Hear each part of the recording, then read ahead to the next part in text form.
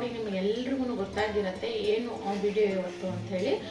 ನಾನು ಇವತ್ತು ನನ್ನ ಮಕ್ಕಳಿಗೆ ಈ ವಾರ ಏನೆಲ್ಲ ಬ್ರೇಕ್ಫಾಸ್ಟಿಗೆ ಮತ್ತು ಲಂಚ್ ಬಾಕ್ಸಿಗೆ ಹಾಕಿ ಕಳಿಸಿದ್ದೀನಿ ಅದರ ಒಂದು ವಿಡಿಯೋನ ನಿಮ್ಮ ಜೊತೆ ಶೇರ್ ಮಾಡ್ಕೊಡ್ತೀನಿ. ಜೊತೆಗೆ ಸ್ನ್ಯಾಕ್ಸ್ ಕೂಡ ಯಾವ ರೀತಿಯಾಗಿ ಕೊಡ್ಬೋದು ಅಂಥೇಳಿ ನಿಮಗೂ ಕೂಡ ಒಂದು ಐಡಿಯಾ ಬರುತ್ತೆ. ಹಾಗಾಗಿ ನಾನು ರೆಗ್ಯುಲರ್ ಆಗಿ ಮಾಡುವಂಥ ಬ್ರೇಕ್ಫಾಸ್ಟ್ಗಳು ಜೊತೆಗೆ ಸ್ನ್ಯಾಕ್ಸನ್ನು ನಿಮ್ಮ ಜೊತೆ ಶೇರ್ ಮಾಡ್ಕೊಡ್ತೀನಿ. ಇದರಿಂದ ಮಕ್ಕಳಿಗೆ ಏನೆಲ್ಲ ಕೊಡ್ಬೋದು, ಜೊತೆಗೆ ಏನೆಲ್ಲ ಕೊಟ್ಟರೆ ಇಷ್ಟ ಆಗುತ್ತೆ, ಜೊತೆಗೆ ಬೆಳಗಿನ ಸಮಯದಲ್ಲಿ ನಾವು ತುಂಬ ಫಾಸ್ಟಾಗಿ ಕ್ವಿಕ್ಕಾಗಿ ಏನೆಲ್ಲ ಮಾಡ್ಕೊಳ್ಬೋದು, ಜೊತೆಗೆ ನೈಟ್ ಏನೆಲ್ಲ ರೆಡಿ ಮಾಡಿಕೊಂಡ್ರೆ ನಮಗೆ ಬೆಳಗ್ಗೆ ಈಸಿ ಆಗುತ್ತೆ ಅನ್ನೋಂಥ ಚಿಕ್ಕ ಚಿಕ್ಕ ವಿಷಯಗಳನ್ನು ನಿಮ್ಮ ಜೊತೆ ಶೇರ್ ಮಾಡ್ಕೊಡ್ತೀನಿ. ಇದರಿಂದ ಬಹಳಷ್ಟು ತಾಯಂದಿರಿಗೆ ಸ್ವಲ್ಪನಾದರೂ ಹೆಲ್ಪ್ ಆಗುತ್ತೆ. ಇವತ್ತು ಮಂಡೇ ಮಾರ್ನಿಂಗು ನಾನಿಲ್ಲಿ ಬಿಸಿಬೇಳೆ ಭಾತನ ಮಾಡ್ತಾ ಇದ್ದೀನಿ. ಹಾಗಾಗಿ 1 ಕಪ್ ಆಗೋಷ್ಟು ನಾನಿಲ್ಲಿ ಬೇಳೆನ ಚೆನ್ನಾಗಿ ಬೇಯಿಸಿಟ್ಕೊಂಡಿದ್ದೀನಿ. ಒಂದು 3 ವಿಷಲ್ ಮೊದಲು ಕೂಗಿಸಿ ಬೇಳೆನ ಎತ್ತಿಟ್ಕೊಂಡಿದ್ದೀನಿ. ಇದರಿಂದ ಬಿಸಿಬೇಳೆ ಬಾತ್ ಮಾಡ್ಕೊಳ್ಳೋದು ತುಂಬ ಸುಲಭ ಆಗುತ್ತೆ. ಆನಂತರ ಎಷ್ಟು ನಾವು ಬೇಳೆ ತೊಗೊಳ್ತೀವೋ ಅಷ್ಟು ಪ್ರಮಾಣದಲ್ಲಿ ಅಕ್ಕಿಯನ್ನು ಹಾಕ್ಕೊಳ್ಬೇಕು. ನಾನಿಲ್ಲಿ ಅಕ್ಕಿಯನ್ನು ತೊಳೆದು ಹಾಕ್ಕೊಳ್ತಾ ಇದ್ದೀನಿ. ಆನಂತರ ನಿಮಗೆ ಏನು ಸಿಗುತ್ತೆ ಅಥವಾ ಏನು ಇಷ್ಟ ಆಗುತ್ತೆ ಆ ತರಕಾರಿಗಳನ್ನು ಹಾಕ್ಕೊಳ್ಬೋದು. ಮುಖ್ಯವಾಗಿ ಇದಕ್ಕೆ ಕ್ಯಾರೆಟು, ಬೀನ್ಸು, ನವಿಲುಕೋಸು ಇದಷ್ಟು ಮುಖ್ಯ ಅಂತಲೇ ಹೇಳ್ಬೋದು. ಆನಂತರ ಬಟಾಣಿ, ಸ್ವಲ್ಪ ನೆನೆಸಿರುವಂಥ ನಾನಿಲ್ಲಿ ಶೇಂಗಾ ಕೂಡ ಹಾಕಿದ್ದೀನಿ. ಇದರಿಂದ ತುಂಬ ಚೆನ್ನಾಗಿ ಬರುತ್ತೆ ಬಿಸಿಬೇಳೆ ಭಾತು. ಇಷ್ಟನ್ನು ಹಾಕಿಬಿಟ್ಟು ಬೇಯಲಿಕ್ಕೆ ಎಷ್ಟು ನೀರು ಬೇಕಾಗುತ್ತೋ ಸ್ವಲ್ಪ ಜಾಸ್ತಿ ಪ್ರಮಾಣದಲ್ಲೇ ನೀರು ಹಾಕಿಬಿಡಿ, ಸ್ವಲ್ಪ ತೆಳುವಾಗಿಯೇ ಇರಲಿ. ನೀರು ಹಾಕಿಬಿಟ್ಟು ಇದನ್ನು ಕೂಡ 1 ವಿಜಲ್ ಕೂಗಿಸ್ಕೊಂಡ್ರೆ ಸಾಕು. ಮೊದಲು ಬೇಳೆನ ಚೆನ್ನಾಗಿ ಬೇಯಿಸಿರ್ತೀವಲ್ಲ, ಹಾಗಾಗಿ ತರಕಾರಿ ಮತ್ತು ಅಕ್ಕಿ ಹಾಕಾದ್ಮೇಲೆ 1 ವಿಜಲ್ ಕೂಗಿಸ್ಕೊಂಡ್ರೆ ಸಾಕಾಗುತ್ತೆ. ಆನಂತರ ನಾನಿಲ್ಲಿ ನಿನ್ನೆ ರಾತ್ರಿಯೇ ಬಿಸಿಬೇಳೆ ಭಾತ್ ಪೌಡರನ್ನು ಮಾಡಿಟ್ಕೊಂಡಿದ್ದೆ. ನಾವು ಬೆಳಗ್ಗೆ ಮಾಡ್ಕೊಳ್ಳೋದಕ್ಕಿಂತ ಈ ರೀತಿ ರಾತ್ರಿ ಮಾಡಿಟ್ಕೊಂಡ್ಬಿಟ್ರೆ ತುಂಬ ಈಸಿ ಆಗುತ್ತೆ ಬೆಳಗಿನ ಬ್ರೇಕ್ಫಾಸ್ಟ್ ಮಾಡ್ಕೊಳ್ಳೋದು ಅಂತಲೇ ಹೇಳ್ಬೋದು. ನಂತರ ಒಂದು ನಿಂಬೆಹಣ್ಣಿನ ಗಾತ್ರದ ಹುಣಸೆ ಹಣ್ಣನ್ನು ಕಿವುಚ್ಬಿಟ್ಟು ಅದರ ರಸವನ್ನು ತೆಗೆದಿಟ್ಕೊಂಡಿದ್ದೀನಿ. ಅದನ್ನು ಸೇರಿಸ್ಕೊಂಡು ಸ್ವಲ್ಪ ಬೆಲ್ಲ ಸೇರಿಸ್ಕೊಳ್ತಾ ಇದ್ದೀನಿ. ಆನಂತರ ರುಚಿಗೆ ಎಷ್ಟು ಬೇಕಾಗುತ್ತೋ ಅಷ್ಟು ಉಪ್ಪನ್ನು ಸೇರಿಸ್ಬಿಟ್ಟು ಚೆನ್ನಾಗಿ ಮಿಕ್ಸ್ ಮಾಡಿ ಮತ್ತೆ 1 ಗ್ಲಾಸ್ ಆಗೋಷ್ಟು ಬಿಸಿನೀರನ್ನು ಸೇರಿಸ್ಕೊಳ್ತಾ ಇದ್ದೀನಿ. ಬಿಸಿ ನೀರನ್ನೇ ಹಾಕ್ಕೊಳ್ಳಿ, ಬೇಗ ಆಗಿಬಿಡತ್ತೆ. ಆಮೇಲೆ ಇದನ್ನು 1 ಕುದಿ ಬರೋವರೆಗೂ ಕುದಿಸ್ಕೊಂಬಿಟ್ರೆ ಸಾಕು. ನೋಡಿ, ಇದು ಚೆನ್ನಾಗಿ ಕುದಿ ಬರ್ತಾ ಇದೆ. ನಮ್ಮ ಸಖತ್ ಟೇಸ್ಟಿಯಾಗಿರೋಂಥ ಬಿಸಿಬೇಳೆ ಭಾತು ರೆಡಿ ಆಯಿತು. ಅದಕ್ಕೆ ನೀವು ಬೇಕಿತ್ತು ಅಂದರೆ ಮೇಲ್ಗಡೆಯಿಂದ ಒಗ್ಗರಣೆ ಹಾಕ್ಕೊಳ್ಬೋದು. ನಾನು ಸ್ವಲ್ಪ ಸಾಸಿವೆ, ಜೀರಿಗೆ ಮತ್ತು ಸ್ವಲ್ಪ ಗೋಡಂಬಿನ ತುಪ್ಪದಲ್ಲಿ ಹುರಿದು ಹಾಕ್ಕೊಳ್ತಾ ಇದ್ದೀನಿ. ಕರಿಬೇವು ಮತ್ತು ಹಿಂಗೆ ಬೇಕಿತ್ತು ಅಂದರೆ ಈ ಸಮಯದಲ್ಲೇ ಸೇರಿಸ್ಕೊಳ್ಬೋದು. ತುಂಬ ರುಚಿಯಾಗಿರುವಂಥ ಬಿಸಿಬೇಳೆ ಭಾತು ರೆಡಿ ಆಗುತ್ತೆ. ತರಕಾರಿ ತಿನ್ನಲ್ಲ ಅನ್ನೋವಂಥ ಮಕ್ಕಳಿಗೆ ಇದನ್ನು ಮಾಡಿಕೊಟ್ರೆ ತುಂಬ ಇಷ್ಟಪಟ್ಟು ತಿಂತಾರೆ. ಜೊತೆಗೆ ತರಕಾರಿಗಳು ಕೂಡ ಒಳಗಡೆ ಹೋಗುತ್ತಲ್ವ, ಹಾಗಾಗಿ ಇನ್ನು ಇದನ್ನು ನೀವು ಬೆಳಗಿನ ಬ್ರೇಕ್ಫಾಸ್ಟಿಗೂ ಮಾಡ್ಬೋದು. ರೈಸ್ ಆಗಿರೋದ್ರಿಂದ ಮಧ್ಯಾಹ್ನಕ್ಕೆ ಆರಾಮಾಗಿ ನೀವು ಲಂಚ್ ಬಾಕ್ಸ್ಗೆ ಮಕ್ಕಳಿಗೆ ಕೊಟ್ಕೊಳಿಸ್ಬೋದು. ನೋಡಿ, ನಮ್ಮ ಸೂಪರ್ ಟೇಸ್ಟಿಯಾಗಿರುವಂಥ ಬಿಸಿಬೇಳೆ ಭಾತು ರೆಡಿ ಆಯಿತು. ಇನ್ನು ನಾನಿಲ್ಲಿ ಲಂಚ್ ಬಾಕ್ಸಿಗೆ ಬಿಸಿಬೇಳೆ ಭಾತ್ ಜೊತೆಗೆ ಬೂಂದಿ ಖಾರ ಇದ್ದರೆ ಚೆನ್ನಾಗಿರತ್ತಲ್ಲ, ಹಾಗಾಗಿ ಅದನ್ನು ಕೂಡ ಹಾಕ್ತಾ ಇದ್ದೀನಿ. ಅದಿಲ್ಲದೆ ಬಿಸಿಬೇಳೆ ಭಾತು ಅಷ್ಟು ಟೇಸ್ಟ್ ಅನಿಸೋದಿಲ್ಲ. ಇನ್ನು ಮಕ್ಕಳಿಗೆ ಹಾಕ್ಕೊಟ್ರೆ ತುಂಬಾ ಇಷ್ಟಪಟ್ಟು ತಿಂತಾರೆ ಅಂತಲೇ ಹೇಳ್ಬೋದು. ಇನ್ನು ಸ್ನ್ಯಾಕ್ಸಿಗೆ ನಾನಿಲ್ಲಿ ಡ್ರೈ ಫ್ರೂಟ್ಸನ್ನು ಹಾಕ್ತಾ ಇದ್ದೀನಿ.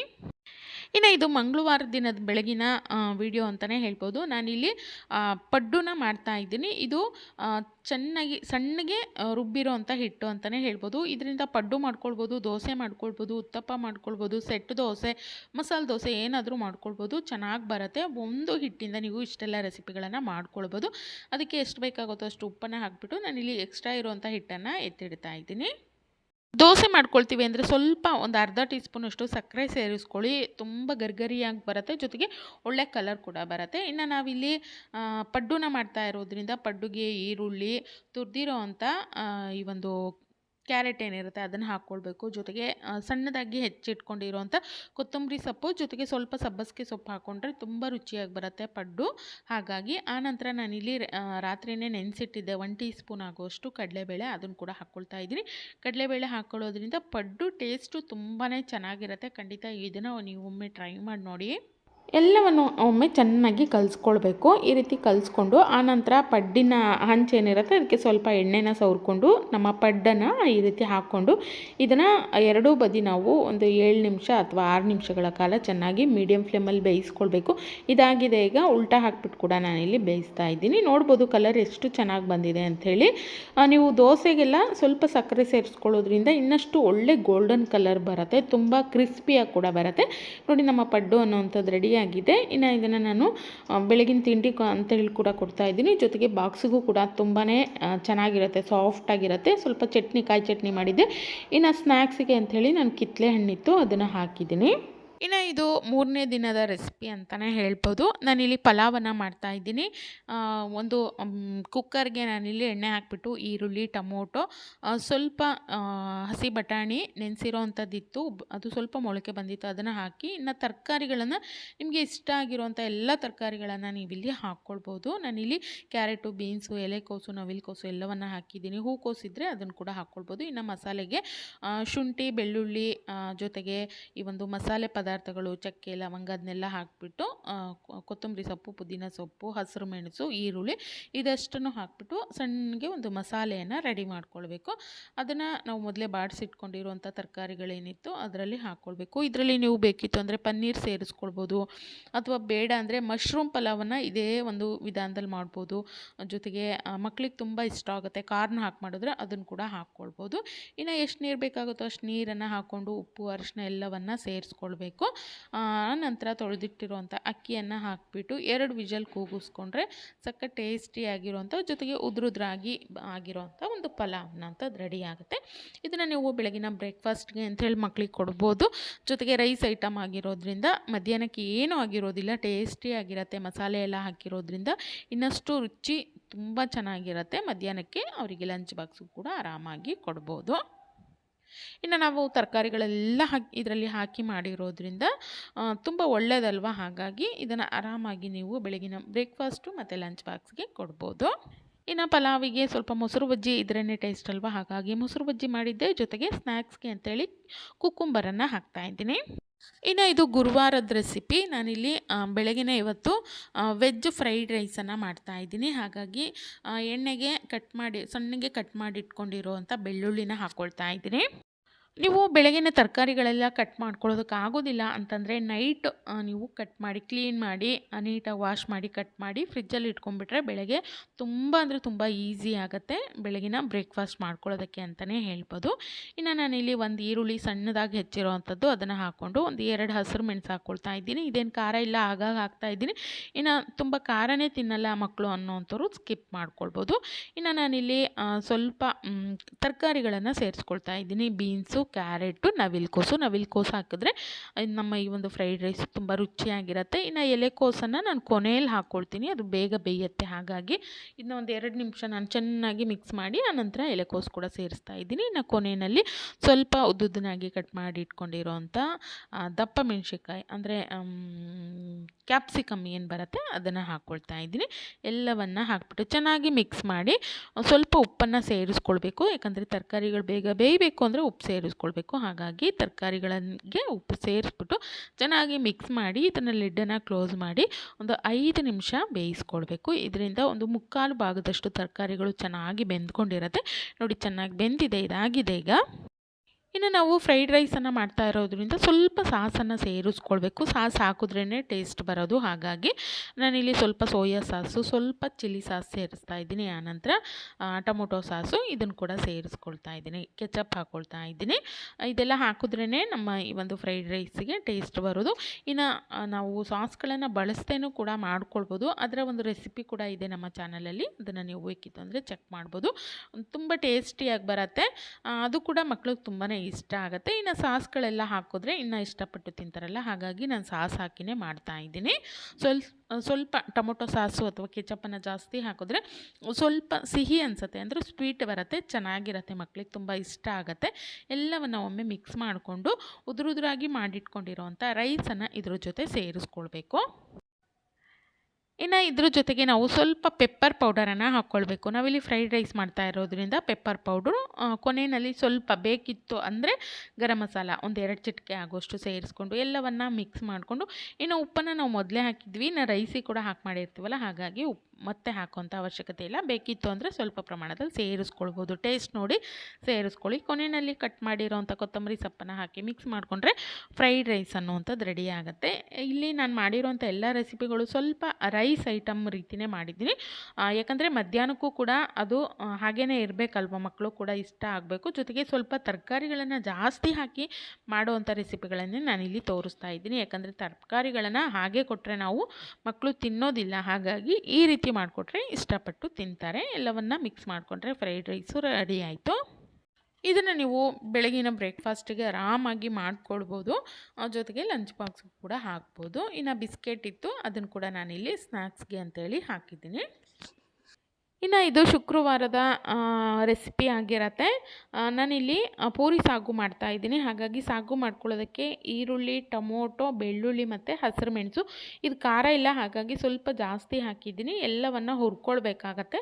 ನೋಡಿ, ಈ ರೀತಿ ಮೆತ್ತಗೆ ಆಗಬೇಕು, ಒಳ್ಳೆ ಬಣ್ಣ ಕೂಡ ಬರಬೇಕು, ಅಲ್ಲಿವರೆಗೂ ಹುರ್ಕೊಳ್ಬೇಕು. ಹುರಿದು ಇದನ್ನು ಸೈಡಿಗೆ ಇಟ್ಕೊಂಡಿದ್ದೀನಿ. ಸ್ವಲ್ಪ ತಣ್ಣಗಾಗಬೇಕು. ಇನ್ನು ಈ ಕಡೆ ಒಂದು ಕುಕ್ಕರಲ್ಲಿ ಎಣ್ಣೆ ಹಾಕಿಬಿಟ್ಟು ಜೀರಿಗೆ, ಸಾಸಿವೆ, ಸ್ವಲ್ಪ ಈರುಳ್ಳಿ ಕೂಡ ಸೇರಿಸ್ಕೊಳ್ತಾ ಇದ್ದೀನಿ. ಆನಂತರ ಒಂದು ಟೊಮೊಟೊ ಕೂಡ ಹಾಕ್ಕೊಳ್ತಾ ಇದ್ದೀನಿ.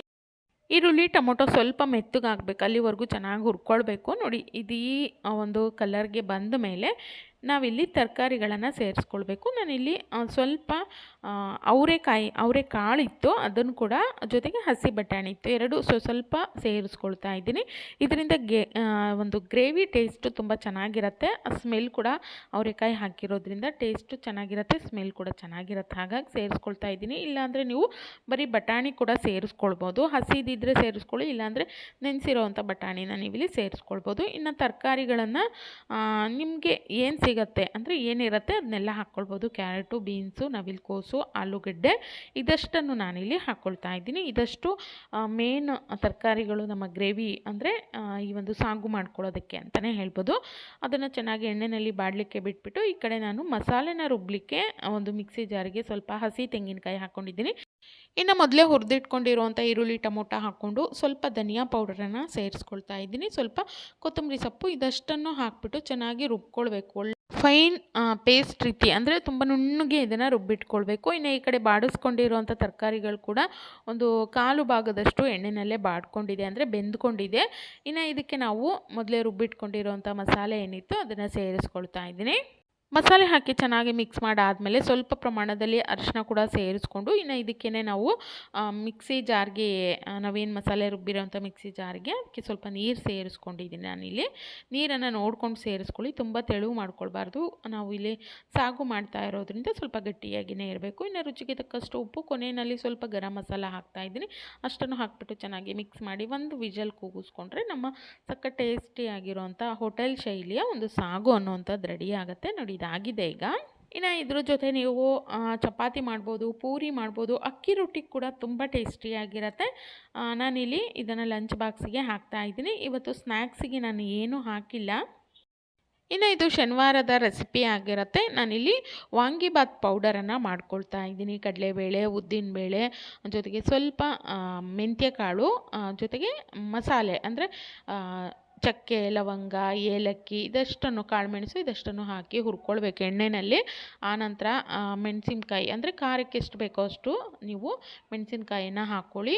ಕೊನೆಯಲ್ಲಿ ಧನಿಯಾ ಹಾಕ್ಕೊಳ್ಬೇಕು, ಜೊತೆಗೆ ಕರ್ಬೇವಿನ ಸೊಪ್ಪು, ಸ್ವಲ್ಪ ಒಣ ಕೊಬ್ಬರಿ, ಇದಷ್ಟನ್ನು ಸೇರಿಸ್ಕೊಂಡು ಚೆನ್ನಾಗಿ ಒಂದು ಹದದಲ್ಲಿ ಒಳ್ಳೆ ಘಮ ಬರೋವರೆಗೂ ಮೀಡಿಯಮ್ ಫ್ಲೇಮು ಅಥವಾ ಲೋ ಫ್ಲೇಮಲ್ಲಿ ಹುರ್ಕೊಳ್ಬೇಕು. ಇನ್ನೇನು ಗ್ಯಾಸ್ ಆಫ್ ಮಾಡ್ತೀವಿ ಅನ್ನುವಂಥ ಸಮಯದಲ್ಲಿ ಸ್ವಲ್ಪ ಇಂಗನ್ನು ಸೇರಿಸ್ಕೊಂಡು ಪೌಡರ್ ಮಾಡ್ಕೊಂಡ್ಬಿಟ್ರೆ ಮನೆಯೆಲ್ಲ ಘಮ ಘಮ ಅನ್ನತ್ತೆ. ಅಷ್ಟು ಒಂದು ತುಂಬ ಟೇಸ್ಟಿಯಾಗಿರುವಂಥ ವಾಂಗಿಬಾತ್ ಪೌಡರ್ ಅನ್ನುವಂಥದ್ದು ರೆಡಿ ಆಗುತ್ತೆ. ಇದನ್ನು ನೀವು ಮಾಡುವಂಥ ಸಮಯದಲ್ಲಿ ಮಾಡ್ಕೊಳ್ಬೋದು. ಸಮಯ ಸಾಕಾಗಲ್ಲ ಅಂತನ್ನೋರು, ನಾಳೆ ಈ ಒಂದು ರೆಸಿಪಿನ ಮಾಡ್ತೀವಿ ಅಂತನ್ನೋರು ಹಿಂದಿನ ದಿನ ನಿಮಗೆ ಯಾವಾಗ ಸಮಯ ಸಿಗುತ್ತೋ ಆ ಸಮಯದಲ್ಲಿ ಪೌಡರನ್ನು ಮಾಡಿಟ್ಕೊಂಡ್ಬಿಟ್ರೆ ಬೆಳಗ್ಗೆ ಈ ಒಂದು ವಾಂಗಿಬಾತ್ ಗೊಜ್ಜನ್ನು ಆರಾಮಾಗಿ ರೆಡಿ ಮಾಡ್ಕೊಳ್ಬೋದು. ಅಥವಾ ರಾತ್ರಿಯೇ ಗೊಜ್ಜನ್ನು ಮಾಡಿಟ್ಕೊಂಡ್ಬಿಟ್ರೆ ನೀವು ಬೆಳಗ್ಗೆ ಆರಾಮಾಗಿ ಕಲಿಸ್ಕೊಡ್ಬೋದು, ಏನೂ ಆಗೋದಿಲ್ಲ. ಒಂದು 4-5 ದಿನ ಗೊಜ್ಜನ್ನು ಹೊರಗಡೆ ಇಟ್ಕೊಂಡು ಕೂಡ ನೀವು ಕಲಿಸ್ಕೊಡ್ಬೋದು, ಏನೂ ಆಗೋದಿಲ್ಲ. ಹುಳಿ ಹಾಕಿರೋದ್ರಿಂದ ತುಂಬ ಚೆನ್ನಾಗಿರತ್ತೆ. ಬಿಸಿ ಮಾಡಿಬಿಟ್ಟು ಅನ್ನನ ಕಲಿಸ್ಕೊಡ್ಬೋದು. ಇನ್ನು ನಾನಿಲ್ಲಿ ವಾಂಗಿಬಾತನ್ನು ಮಾಡ್ಕೊಳ್ಳೋದಕ್ಕೆ ಸ್ವಲ್ಪ ಎಣ್ಣೆ, ಅದಕ್ಕೆ ಕಡಲೆಬೇಳೆ, ಜೀರಿಗೆ, ಇದಷ್ಟನ್ನು ಸಾಸಿವೆ ಇದಷ್ಟನ್ನು ಸೇರಿಸ್ಕೊಂಡು ಸ್ವಲ್ಪ ಈರುಳ್ಳಿ ಸೇರಿಸ್ಕೊಂಡಿದ್ದೀನಿ. ಕೆಲವೊಬ್ಬರು ಹಾಕ್ತಾರೆ, ಕೆಲವೊಬ್ಬರು ಹಾಕೋದಿಲ್ಲ. ನಾನಿಲ್ಲಿ ಈರುಳ್ಳಿ, ಟೊಮೊಟೊ ಹಾಕಿ ಸ್ವಲ್ಪ ಅವರೆಕಾಳಿತ್ತು ಅದನ್ನು ಕೂಡ ಹಾಕಿದ್ದೀನಿ. ಕರಿಬೇವನ್ನು ಹಾಕ್ಕೊಳ್ಬೇಕು. ಇದಷ್ಟನ್ನು ಬಾಡಿಸ್ಕೊಂಡು ಆದಮೇಲೆ ಕೊನೆಯಲ್ಲಿ ವಾಂಗಿಬಾತ್ ಬದನೆಕಾಯಿ ಏನು ಬರುತ್ತೆ, ಮೈಸೂರು ಬದನೆಕಾಯಿ ಉದ್ದನಾಗಿರೋವಂಥದ್ದು, ಅದನ್ನು ಕಟ್ ಮಾಡಿ ಹಾಕ್ಕೊಂಡಿದ್ದೀನಿ. ಇದನ್ನು ಒಂದು 2 ನಿಮಿಷ ಬಾಡಿಸ್ಕೊಳ್ಬೇಕು, ಜಾಸ್ತಿ ಬಾಡಿಸ್ಕೊಳ್ಬಾರ್ದು. ಇನ್ನು ಕೊನೆಯಲ್ಲಿ ಸ್ವಲ್ಪ ಸ್ವಲ್ಪ ಅರಿಶಿನ, ಸ್ವಲ್ಪ ಒಂದು ಚಿಕ್ಕ ಗಾತ್ರದ ಹುಣಸೆ ಹಣ್ಣನ್ನು ನೆನೆಸಿಟ್ಕೊಂಡು ಅದರ ನೀರನ್ನು ತೆಗೆದಿಟ್ಕೊಂಡಿದ್ದೀನಿ. ಹುಣಸೆ ಹುಳಿ ಅದನ್ನು ಸೇರಿಸ್ಕೊಳ್ಬೇಕು. ಹುಣಸೆ ಹುಳಿ ಹಾಕಾದ್ಮೇಲೆ ಜಾಸ್ತಿ ಹೊತ್ತು ಬೇಯಿಸಬಾರ್ದು. ಬದನೆಕಾಯಿ ತುಂಬ ಮೆತ್ತಗಾಗ್ಬಿಡತ್ತೆ. ಹಾಗಾಗಿ ಇದನ್ನು ನೋಡಿ ಚೆನ್ನಾಗಿ ರೀತಿಯಾಗಿ ಮಿಕ್ಸ್ ಮಾಡ್ಕೊಳ್ಬೇಕು. ಇನ್ನು ನಾವಿಲ್ಲಿ ವಾಂಗಿಭಾತನ ಮಾಡ್ತಾ ಇರೋದ್ರಿಂದ ಹುಳಿ ಹಾಕಿದ್ದೀವಲ್ವ, ಅದರ ಬ್ಯಾಲೆನ್ಸ್ ಮಾಡಬೇಕು. ಹುಳಿ ಖಾರ ಸಿಹಿ ಇದ್ರೇ ಚೆನ್ನಾಗಲ್ವ ಟೇಸ್ಟು. ಹಾಗಾಗಿ ಸ್ವಲ್ಪ ಬೆಲ್ಲದ ಪೌಡ್ರು, ಇನ್ನು ರುಚಿಗೆ ತಕ್ಕಷ್ಟು ಉಪ್ಪು ಇದಷ್ಟನ್ನು ಸೇರಿಸ್ಕೊಂಡು ಆದಮೇಲೆ ನಾವು ಪೌಡರ್ ಏನು ಮಾಡಿಟ್ಕೊಂಡಿದ್ದೀವಲ್ಲ ವಾಂಗಿಭಾತ್ ಪೌಡರು ಅದನ್ನು ಸೇರಿಸ್ಕೊಳ್ತಾ ಇದ್ದೀನಿ. ನಾನಿಲ್ಲಿ ಹತ್ತತ್ರ ಒಂದು 3ರಿಂದ 4 ಟೀ ಸ್ಪೂನ್ ಆಗುವಷ್ಟು ವಾಂಗಿಭಾತ್ ಪೌಡರನ್ನು ಸೇರಿಸ್ಕೊಳ್ತಾ ಇದ್ದೀನಿ. ತುಂಬ ಘಮ ಅನ್ನತ್ತೆ, ಮನೆಯೆಲ್ಲ ಘಮ ಅನ್ನತ್ತೆ. ನಾವು ಇನ್ಸ್ಟೆಂಟಾಗಿ ಮಾಡಿಕೊಂಡಾಗ ಅದರ ರುಚಿನೇ ಬೇರೆ. ಹೊರಗಡೆ ತಿಂತೀವಲ್ಲ ಅದಕ್ಕಿಂತನೂ ಟೇಸ್ಟಾಗಿರುತ್ತೆ. ಖಂಡಿತ ಈ ಒಂದು ಪೌಡರನ್ನು ಮನೆಯಲ್ಲಿ ಮಾಡ್ಕೊಂಡು ಟ್ರೈ ಮಾಡಿ ನೋಡಿ. ಮಕ್ಕಳಿಗಂತೂ ಸಖತ್ ಇಷ್ಟ ಆಗುತ್ತೆ. ಅದರಲ್ಲೂ ರೈಸ್ ಐಟಮ್ ಇಷ್ಟಪಡುವಂಥ ಮಕ್ಕಳಿಗೆ ತುಂಬಾ ಇಷ್ಟ ಆಗುತ್ತೆ. ವಾಂಗಿಭಾತ್ ಪೌಡರನ್ನು ಹಾಕಾದ್ಮೇಲೆ ಇದನ್ನು ಚೆನ್ನಾಗಿ ಮಿಕ್ಸ್ ಮಾಡಿ ಮುಚ್ಚಳವನ್ನು ಮುಚ್ಚಿ ಒಂದು 2-3 ನಿಮಿಷ ಇದನ್ನು ಎಣ್ಣೆಯಲ್ಲಿ ಬಾಡಿಸ್ಕೊಂಡ್ಬಿಟ್ರೆ ಸಕ್ಕ ಟೇಸ್ಟಿಯಾಗಿರೋವಂಥ ವಾಂಗಿಭಾತ್ ಗೊಜ್ಜು ರೆಡಿ ಆಗುತ್ತೆ. ಈ ರೀತಿ ಗೊಜ್ಜನ್ನು ಹಿಂದಿನ ದಿನವೇ ಮಾಡಿಟ್ಕೊಳ್ಬೋದು, ಅಥವಾ ನಮಗೆ ವಾರಕ್ಕಾಗೋಷ್ಟು ಮಾಡಿಕೊಂಡು ಇಟ್ಕೊಳ್ತೀವಿ ಅನ್ನೋವಂಥವ್ರು ಮಾಡಿಟ್ಕೊಳ್ಬೋದು. ಆರಾಮಾಗಿ ಯಾವಾಗ ಬೇಕೋ ಆವಾಗ ಕಲಿಸ್ಕೊಳ್ಬೋದು, ಅಥವಾ ನಿಮಗೆ ಇಷ್ಟ ಆದಾಗ ತಿನ್ನಲಿಕ್ಕೂ ಕೂಡ ನೀವು ಜಾಸ್ತಿ ಪ್ರಮಾಣದಲ್ಲಿ ಗೊಜ್ಜನ್ನು ಮಾಡಿ ರೆಡಿ ಮಾಡ್ಕೊಳ್ಬೋದು. ನಾನಿಲ್ಲಿ ಸ್ವಲ್ಪ ಗೊಜ್ಜನ್ನು ತೆಗೆದಿಟ್ಟು ಅನ್ನವನ್ನು ಕಲಿಸ್ತಾ ಇದ್ದೀನಿ. ಉದುರಾಗಿ ಬಿಸಿಯಾಗಿರೋವಂಥ ಅನ್ನವನ್ನು ಕಲಿಸ್ಕೊಳ್ಬೇಕು. ಇದಕ್ಕೆ ಆವಾಗಲೇ ಸಕ್ಕ ಟೇಸ್ಟಿಯಾಗಿರುತ್ತೆ. ಬೆಳಗಿನ ಬ್ರೇಕ್ಫಾಸ್ಟಿಗೆ ಆಗಿರ್ಬೋದು, ಮಧ್ಯಾಹ್ನದ ಲಂಚ್ ಬಾಕ್ಸಿಗೆ ಆರಾಮಾಗಿ ಕೊಟ್ಕೊಳಿಸ್ಬೋದು. ಮಕ್ಕಳು ಕೂಡ ಹೊಟ್ಟೆ ತುಂಬ ತಿಂತಾರೆ, ಹೊಟ್ಟೆ ಕೂಡ ಫುಲ್ ಆಗುತ್ತೆ. ಜೊತೆಗೆ ಇದರಲ್ಲೇ ವಾಂಗಿಭಾತ್, ಒಂದು ಬದನೆಕಾಯಿ ಇದೆ, ಜೊತೆಗೆ ಏನಿದೆ ಅವರೆಕಾಯಿ ಇದೆ, ಎಲ್ಲನೂ ಕೂಡ ಟೇಸ್ಟಿಯಾಗಿರುತ್ತೆ. ಮಕ್ಕಳು ಕೂಡ ಹೊಟ್ಟೆ ತುಂಬತ್ತೆ, ಇಷ್ಟನೂ ಆಗುತ್ತೆ. ಇನ್ನು ಸ್ನ್ಯಾಕ್ಸಿಗೆ ನಾನಿಲ್ಲಿ ಪೇರ್ಲೆಕಾಯಿ ಇತ್ತು ಹಣ್ಣಾಗಿರೋವಂಥದ್ದು, ಅದನ್ನೇ ಹಾಕ್ತಾಯಿದ್ದೀನಿ. ನೀವು ಇದನ್ನೇ ಹಾಕಬೇಕು ಅಂತೇನಿಲ್ಲ, ಮನೆಯಲ್ಲಿ ಏನಿರುತ್ತೋ ಮಕ್ಕಳಿಗೆ ಏನು ಇಷ್ಟ ಆಗುತ್ತೋ ಅದನ್ನು ಆರಾಮಾಗಿ ಕಳಿಸ್ಬೋದು. ನೋಡಿದ್ರಲ್ಲ ಸ್ನೇಹಿತರೆ, ಇದಾಗಿತ್ತು ಲಂಚ್ ಬಾಕ್ಸು ಮತ್ತು ಸ್ನ್ಯಾಕ್ಸ್ ರೆಸಿಪಿ ವಿಡಿಯೋ. ನಾನು ನನ್ನ ಮಕ್ಕಳಿಗೆ ಇಡೀ ವಾರ ಏನೆಲ್ಲ ಕೊಡ್ತೀನಿ ಅಂತೇಳಿ.